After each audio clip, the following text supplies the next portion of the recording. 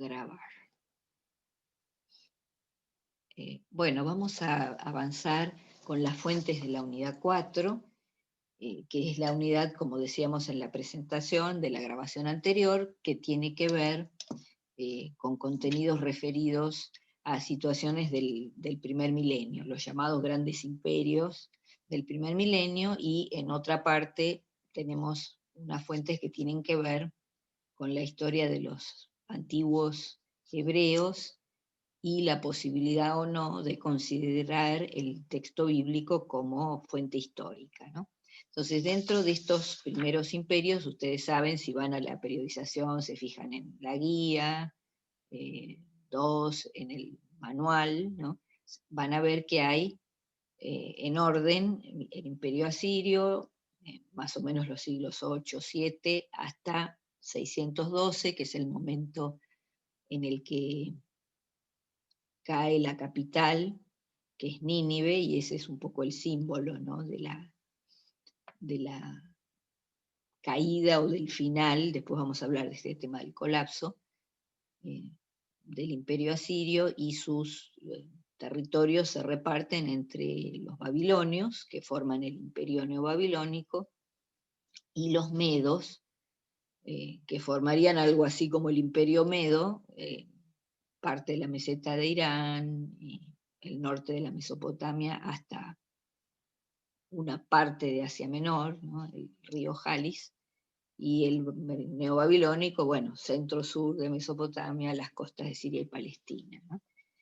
Tenemos mucho menos información sobre ese imperio medo, llamémosle así, convencionalmente. Entonces, esos dos imperios que se reparten las tierras del asirio son cronológicamente como paralelos hasta el siglo VI, y a mediados del siglo VI, unos años después también, van siendo englobados dentro del avance de los persas, que van a formar el último, ¿no?, de estos grandes imperios en la cronología que tenemos nosotros en la materia, ¿no?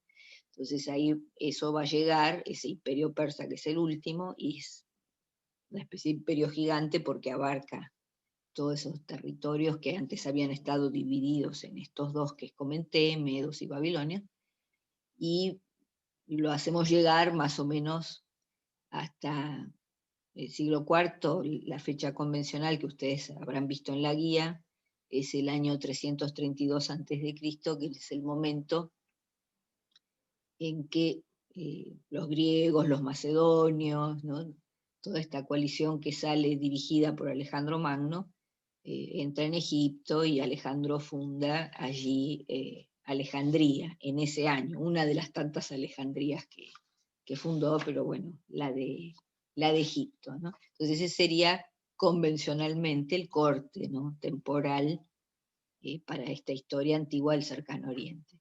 Entonces tenemos algunas fuentes, estas primeras asirias, la carta a Sargón del príncipe heredero y el prisma de Azaradón, son fuentes que pueden como relacionarse junto con otras fuentes asirias, como para dar un panorama de qué características tenía este imperio. Hay algunos fenómenos que son similares a otros que vimos en otras fuentes. Acá, en estas dos que tenemos acá, vamos a tener cuestiones, por un lado, relacionadas con ciertos aspectos redistributivos, pero en un ámbito muy particular, parece ser el ámbito de la corte, ¿no? Y en otro caso, eh, hay cuestiones ideológicas, ¿no?, que tienen que ver con la legitimidad, con el ascenso al trono, ¿no?, que es algo que ya hemos visto, ese fenómeno, en otras fuentes que corresponden a otras sociedades en etapas anteriores, ¿no? Y les decía, para terminar como de recrear el panorama, uno puede hacer asociaciones con los anales asirios, es decir, ustedes tienen fuentes en prácticos, y otro, por ejemplo, el tratado de Azaradón con Baal de Tiro, que es, bueno, un pacto con un rey fenicio, por el cual, bueno, el asirio le está imponiendo ciertas condiciones, cierto control, ¿no? Se ve que tiene un consejo de ancianos, el rey fenicio de Tiro, pero no puede consultarlo a menos que esté presente el delegado real, asirio. Es decir, no hay destrucción de Tiro en ese momento, pero sí hay un pacto, porque lo que interesa son las riquezas de Tiro, ¿no? Entonces, cómo hacerse de eso, que es todo lo que pasa por ese enorme puerto, una ciudad muy activa y muy rica, como muchas otras de estas ciudades puerto fenicias, que son como una bisagra, ¿no?, entre todos los productos del interior del Oriente y todo lo que viene por mar. Ya para esta época, para los siglos 8 7, hace bastante tiempo, es decir, más de 200 años, que los fenicios están navegando por todas las costas del Mediterráneo, llegaron a las costas del norte de África, fundaron Cartago, ¿no? Cuando los asirios se expanden, todo eso está en marcha. Todas las colonias, llamémosle así, de los fenicios, son muy ricas y muy activas en distintos puntos del Mediterráneo, interactúan con gente que anda por el mar Egeo, es decir, acá hay un mundo de contactos en todo ese Mediterráneo oriental, donde no está tan dividido como nosotros vemos después en los textos posteriores, ¿no? Y en las creaciones historiográficas, no está tan dividido lo oriental y lo occidental, ¿no? Hay un trasfondo común en ese Mediterráneo oriental, y los contactos entre los fenicios y los otros pueblos de la zona, no solo los del oriente, son parte, ¿no?, de todos esos contactos.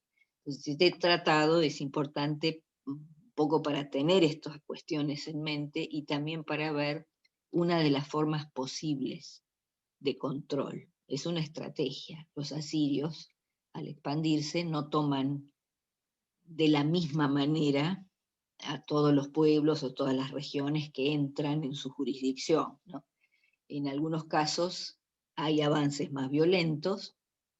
Generalmente tiene que ver esto con las resistencias armadas que se presentan, cuando se arman coaliciones en contra ante el avance asirio. Bueno, ahí suele haber un despliegue mucho más violento, que queda muy registrado, ¿no? Y ustedes pueden buscar, cuando leen los anales asirios, en paralelo, pueden googlear las imágenes de lo que se llama los relieves asirios, que además hay un texto acá en la unidad 4 de Nadali que habla sobre los relieves, que tienen generalmente muchos motivos bélicos, o también otros que parecen la preparación a la guerra, como las escenas de cacería de leones, por ejemplo, ¿no? Esas imágenes de los relieves son interesantes. Y además hay que ver, como explica Nadali, dónde estaban puestos, ¿no? Están adosados como en unas grandes placas de piedra a ciertos sectores, ¿no?, de los palacios de los reyes asirios, ¿no? Pensando a ver quién puede ver eso, pero son interesantes porque es como la forma ilustrada de lo que nosotros leemos en el texto de los anales, ¿no? Hay mucho detalle, ¿no?, sobre el armamento, sobre los lugares que van atravesando, y hay muchas escenas de guerra, pero también existe otro tipo de fuentes, como el tratado de Azaradón con Baal de Tiro, que nos muestra que hay otras estrategias. Es decir, no todo es el avance militar y abatir o someter violentamente a todos los que están en su camino. En el caso de presentar una resistencia, como dicen ellos, no aceptar la soberanía, digamos, o el poder sería mejor, ¿no?, de ese dios Ashur, es el dios de los asirios. Ahí está la excusa perfecta, ¿no? Haber hecho alguna alianza con otros que son enemigos de Asiria y tratar de defender el propio territorio frente a ese avance, bueno, claramente implicaba unas represalias bastante feroces, ¿no? deportaciones que se vuelven muy sistemáticas, ¿no? Muy organizadas, tienen con qué hacerlo, hay lo que se llama el poder infraestructural, y, y tienen muy, muy planificado, muy sabido a dónde llevar esa mano de obra. No es un castigo de desarraigo, ¿no? Sino la necesidad de rellenar huecos demográficos y tener la mano de obra disponible para cierto tipo de proyectos, que pueden ser muy variados, incluso tener que ver con mano de obra necesaria para la actividad rural, ¿no? Muchos deportados terminan trabajando en los campos, ¿no? Produciendo alimentos para la subsistencia, ¿no? Entonces les decía, las estrategias pueden ser variadas. Una cosa es un tratado, como el de Azaragón y Valdetiro, otra cosa es el aplastamiento, digamos, con el uso de la fuerza militar. Con la zona, por ejemplo, de Babilonia, hay lo que algunos historiadores llaman la unión personal. Los reyes asirios siempre mandan a un pariente muy cercano, un hermano, un hijo, como gobernante a Babilonia. No la someten ni la humillan poniéndole un funcionario cualquiera y haciéndolo gobernador, sino tratando de poner a alguien que fuera de confianza del rey asirio, pero que a la vez fuera de su familia, como para darle un estatus que a lo mejor otras zonas del imperio asirio no tenían, ¿no? Ese es otro caso. Eh, También hay algún caso, como se acuerdan cuando vimos esa fuente de Heródoto que hablaba de Ioques, de este personaje que bueno, en el momento que lo nombra Heródoto, bueno, es alguien que imparte justicia en las aldeas y etcétera, después se vuelve rey, pero hay un dayaku, yo les mencioné, entre los tratados de los asirios, o sea, esa frontera hacia el este, ¿no? La que mira hacia Irán, que era la zona por donde iban a ir pasando seguramente estas tribus medas antes de asentarse, también es una frontera medio incierta, y no hay combates contra los medos, hay pactos, ¿no? De no agresión, de respetar la sucesión al trono asirio, ¿no? De no prestarse, ¿no? Hacer mano de obra para alguna de las facciones que había en la corte asiria, ¿no? Entonces uno ve esto de las estrategias, sobre todo con esas zonas en las fronteras, ¿no? Que las fronteras siempre son grises en Oriente, es decir, nunca está muy claramente definido hasta dónde se llega, ¿no? Por eso uno ve a veces las repeticiones de las campañas, ¿no? Como que eso que se conquistó en algún año, quizá al año siguiente o al otro ya no es tan seguro y hay que volver a marchar hacia la zona, a ver qué está pasando, qué alianzas se están tejiendo, si hay sospechas, en fin.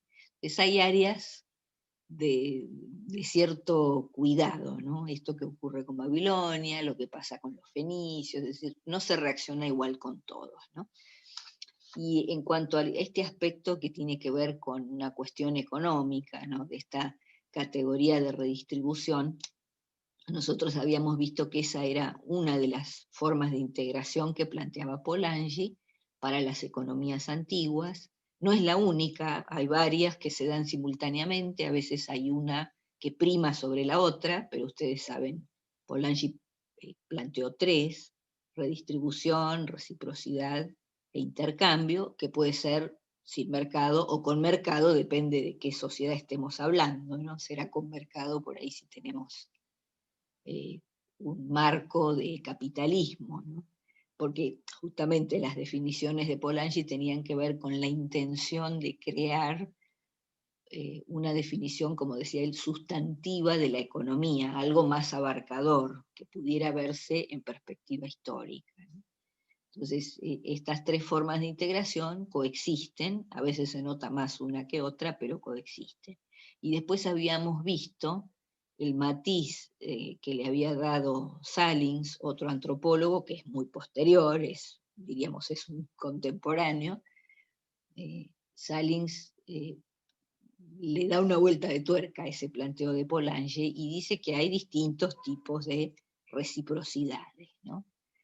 Otra cosa que ve la antropología económica posterior a Polanyi, cuando habla de la redistribución, es algo que hemos mencionado por allí, en algún otro análisis, cuando hablamos de la economía, y es lo siguiente, que la redistribución es asimétrica, siempre, es decir, en estos mundos antiguos al menos. Lo equitativo, la muestra de la equidad, ¿no? Que se cumpla lo que se espera o se considera justo, es que a cada uno le toque, digamos así, comillas, lo que le corresponde. Entonces, ¿cómo sabemos lo que le corresponde? Y ahí es donde viene el tema de lo que diríamos las mores, ¿no? Las costumbres, la economía moral. Y las raciones, por ejemplo, tienen que ver con sexo, edad y jerarquía del que las recibe, ¿no? Un soldado no va a recibir la misma ración que un capitán, por ejemplo, o algún funcionario militar que tiene mayor rango que él. Un jefe de escribas no va a recibir la misma ración que el aprendiz de escriba, es mayor. Es decir, la cantidad de la ración muestra varias cosas, ¿no? Los varones no reciben las mismas raciones que las mujeres, reciben el doble. Un niño recibe la mitad de la ración que recibe una mujer. Son muy estereotipadas las raciones y sorprendentemente regulares.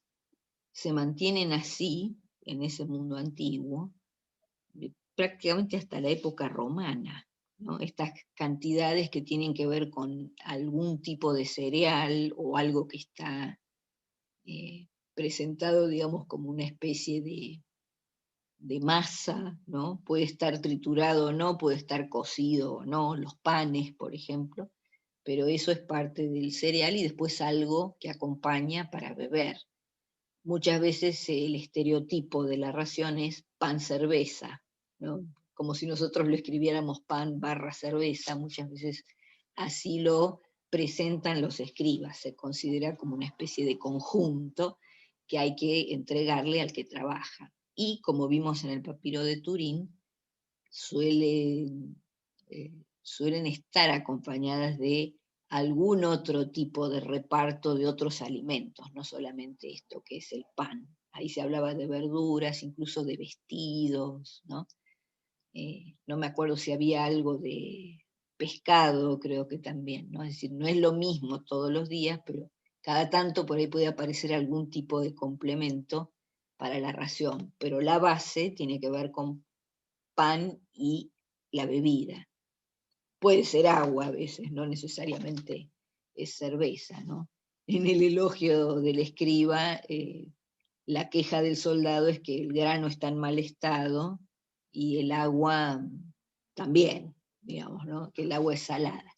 Entonces, esto para refrescar un poco este criterio de la redistribución asimétrica.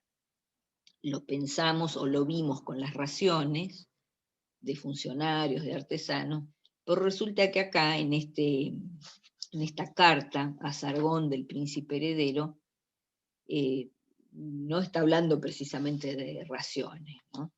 Si uno mira los personajes que aparecen mencionados, ¿no? Que tiene como un estilo muy similar toda la fuente, ¿no?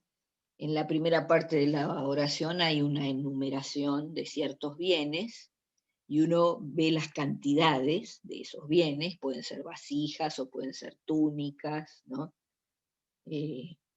O dice trajes de ceremonia, talentos de plata, que es una unidad de peso, el talento, o sea que hay una cantidad de ese metal. Esas cantidades van disminuyendo si uno va leyendo hacia abajo, es decir, la parte de la frase que está hacia la izquierda, empieza por una enumeración de bienes con distintas cantidades. Y sobre el final de la oración, es decir, sobre la derecha, es quién es el destinatario, a quién le tocó. Entonces, si uno mira las cantidades y el destinatario, ve una jerarquía. Empieza por los más importantes y están mencionados los cargos, la reina, el príncipe, el visir, ¿no? Distintos tipos de jefes o sacerdotes, ¿no? Y los bienes van disminuyendo, ¿no? A medida que uno baja, digamos así, por esa jerarquía de funcionarios. Parece darnos a entender, bueno, estos son los personajes importantes de la corte, que parecen ser los más cercanos, ¿no? Al rey, del entorno, no necesariamente su familia, aunque está su familia también, hay otros que son gente de cierto rango, y los bienes que les corresponde. Esto puede ser parte de un botín que ha entrado por alguna expedición y se ha obtenido esto, o también puede ser parte de algún tributo que entró de alguno de estos reinos sometidos que pasan a transformarse en provincias, ¿no? del imperio asirio, y tienen que otorgar ciertos bienes anualmente. Entonces, claro, de todo eso que viene, sucede en los archivos asirios, aparece una diferenciación, ¿no? Hay listas de tributo con lo que le toca entregar a cada región, pero también aparecen menciones de lo que se llama en la fuente, ¿no? O el escriba anota, los presentes, ¿no? Uno se puede preguntar cuán libremente entregaban otros reyes que quedaban bajo el dominio asirio esos presentes, ¿no? A veces son objetos muy lujosos, no se repiten igual todos los años, o sea que, claro, uno diría, el tributo es otra cosa, parece tener que ver muchas veces con cuestiones más relacionadas con la subsistencia, el tributo en grano, en cabezas de ganado, que eso tiene una lógica que también es un poco la de abastecer al ejército asirio que está en movimiento permanente con su rey al frente, ¿no? Es decir, así gobierna el rey asirio. Está muy poco en el palacio real y muchísimo sobre el terreno como jefe de su propio ejército, ¿no?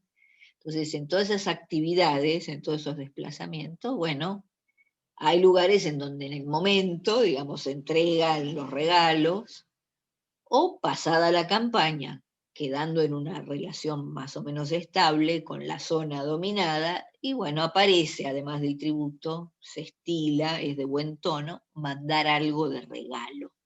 Acá no se indica nada de qué es esto, si es parte del botín, si es algún tributo, si son regalos de otros reyes. El asunto es que todos estos bienes llegan a la corte y lo interesante es el criterio con el que se reparten, ¿no?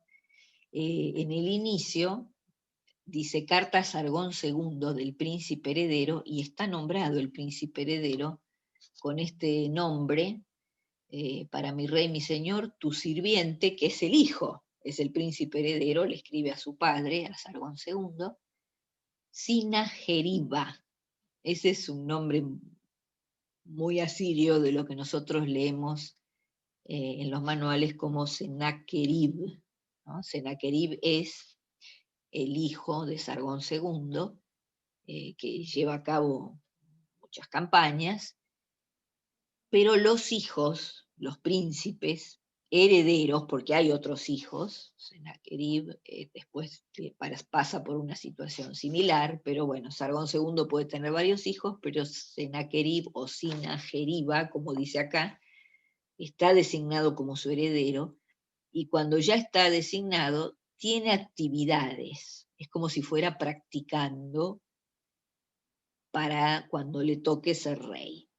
Entonces, en este caso, la carta es un informe, ¿no?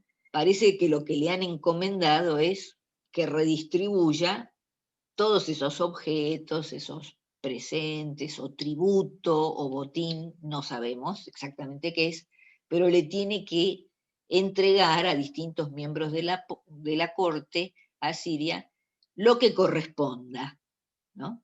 Entonces hay una introducción que es muy asiria, ¿no? Buena salud para el rey mi señor, que es su padre, ¿no?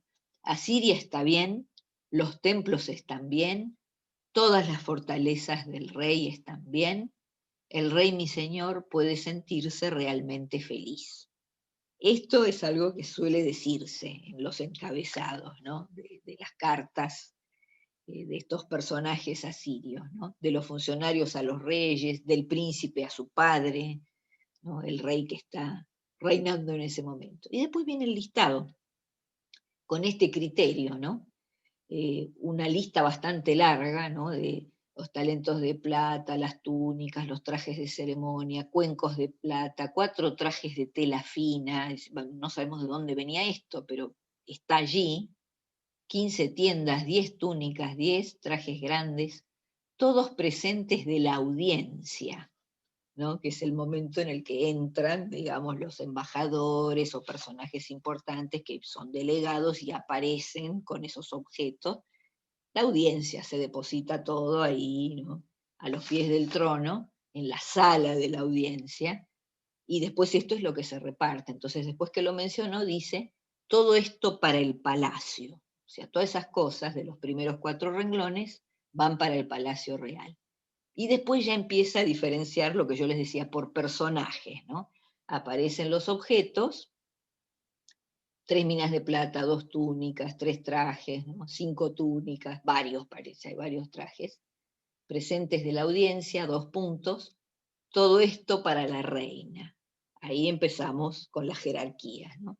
Está la reina, después sigue, y es un poquito menos, no tanto como lo de la reina, pero son presentes importantes, 3 minas de plata, 2 túnicas, 3 trajes de ceremonia, 2 puntos para el príncipe heredero, ¿no? Que es él, es decir, a él también le toca.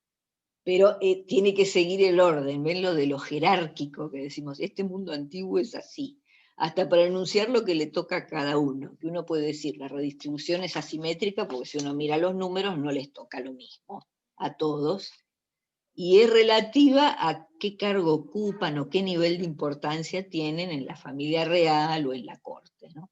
Entonces, sobre la izquierda, como les decía, las cantidades, sobre la derecha fuimos por la reina, el príncipe heredero, el siguiente personaje es gran visir, comandante en jefe, juez principal, segundo visir, ¿no? Entonces esta sería como la primera mitad. Después retoma, reitera cantidades que van para el palacio, ¿no?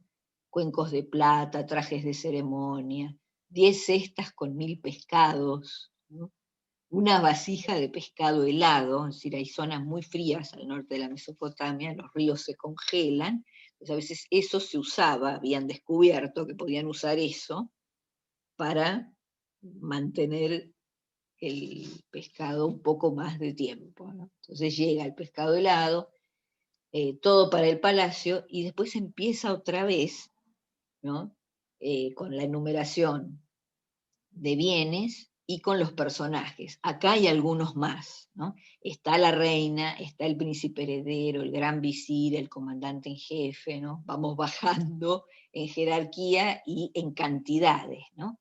El juez principal, el segundo visir, el jefe de los eunucos, que es un personaje importantísimo, como tiene mucha importancia en la administración, el jefe de los eunucos, el superintendente del palacio, el mayordomo de las unidades domésticas, el escriba del palacio, el conductor de carros, el tercer hombre. Eso es sobre el final, ¿no? Dice una mina de plata, un traje de ceremonia, el tercer hombre, ¿no? Puede ser una alusión a un tercer guerrero en el carro de guerra. Podría ser eso también. No queda muy claro de qué se trata y además no sigue la fuente, está destruida, pero probablemente fuera una lista un poco más larga con otros funcionarios descendiendo en la jerarquía, ¿no? Es decir, vamos a esto de mostrar muy gráficamente en un documento que además tiene que ver con el alto nivel, ¿no?, de la corte asiria en este caso, lo que es la redistribución asimétrica, ¿no? Es un mundo jerárquico en todo sentido. Acá queda muy plasmada esa redistribución asimétrica. Hay para todos, pero no es en la misma proporción, porque tiene que ver, este es el fenómeno antropológico, ¿no? Por eso es importante comprender, ¿no?, los rasgos de la antropología económica para entender cómo se mueven, ¿no?, los seres humanos en estas sociedades. Y yo les decía que la cantidad y la calidad de lo que se entrega tiene que ver con el estatus de quien lo recibe, qué nivel de funcionario es. Y esto lo vemos todo el tiempo en el Oriente, ¿no? Es importante esto que uno podría considerar como movimientos económicos y mirarlo como a veces hacen otros autores, ¿no? Como situaciones de mercado. Y acá es otra cosa, ¿no? En este caso específico, acá nadie compra ni vende nada tampoco, y en general en el Oriente no es con eso con lo que nos vamos a encontrar. En el intercambio para la subsistencia, ¿no? De bienes así muy básicos, las cosas que pasan entre los vecinos, entre las familias de una aldea, eh, bueno, tiene que ver con las costumbres del lugar, con hablar y ponerse de acuerdo. En otros niveles que tienen que ver con estas administraciones estatales antiguas, es importante tener bien en cuenta, por ejemplo, entre reyes, esto queda bastante más documentado, eh, la jerarquía de cada uno, ¿no? Los protagonistas, digamos, de una situación de intercambio a nivel, digamos, estatal, son muy conscientes del lugar que cada uno ocupa. ¿Quién va a mandar un regalo primero? Aunque lo que siga después puede ser un intercambio que tiene que ver con bienes y con una característica económica, pedir trigo o algún grano, o pedir, eso puede ocurrir entre estados. Hay cargamentos de cereal que van de Egipto a Hati en algún momento de hambruna, por ejemplo. Si no todo era intercambiar bienes suntuarios, había otros tipos de intercambios, pero siempre se acompañaban de esto del regalo, ¿no? El que es una especie de, digamos así, pequeño rey en comparación con otro, que son fenómenos que vemos mucho en la etapa de las relaciones interestatales, ¿no? El segundo periodo de civilización, el pequeño rey, y si quiere algo, es mejor que ofrezca un presente, digamos. No está escrito en ningún lado, pero todo el mundo es consciente de qué lugar ocupa. Entonces, por supuesto, le puede escribir a un faraón o le puede escribir al rey de Mitanni o al rey de Hatti para pedir ayuda o para pedir algo, una alianza, lo que fuera. Pero ¿qué tiene que hacer? Entregar un regalo, mandar a los emisarios con la carta, con el pedido, con la oferta de alianza, de ayuda, de lo que sea, pero eso va acompañado de un regalo, porque tiene que ver con el estatus del otro. Es un gran rey, entonces hay que atenderlo de esa manera, ¿no? Entre reyes se estila, para los presentes, enviar oro, ¿no? Los que menos problema tenían con eso eran los faraones, porque para eso estaba Nubia, que era el gran depósito de oro de toda la antigüedad que termina circulando por todo el Oriente. Es decir, hay oro en otros lados, pero el oro egipcio era muy bienvenido en los 4 puntos cardinales, ¿no? Y es un obsequio para la realeza, ¿no? Puede haber otras cosas que seguramente son importantes. Acá recibe objetos de marfil, recibe plata, es decir, son, digamos, los metales nobles, todo esto. Resalta la importancia de quien lo recibe. Pero hay ocasiones muy especiales en las cuales el oro no tiene que faltar. Entonces, todos estos son fenómenos que tienen que ver con el intercambio. Acá estábamos hablando de reyes, viene a colación de esta redistribución de ciertos bienes importantes, ¿no? Que a lo mejor no serían tan fáciles de conseguir para el resto de la gente, y porque se redistribuyen en el seno del palacio, digamos, ¿no? De la administración en su más alto nivel, los que están inmediatamente en torno del rey. Entonces, acá tenemos este ejemplo que podemos unir al de otras fuentes que tienen que ver por ahí con cuestiones económicas, para reforzar un poco esta idea, ¿no? De diversas formas de redistribución, y también este hecho que no tenemos que olvidar, ¿no? Esta premisa así tan básica de Polanyi, de la economía incrustada en la sociedad, ¿no? Hasta para repartir o tributo o botín o presentes, hay un orden jerárquico, no le toca cualquier cosa a cualquiera.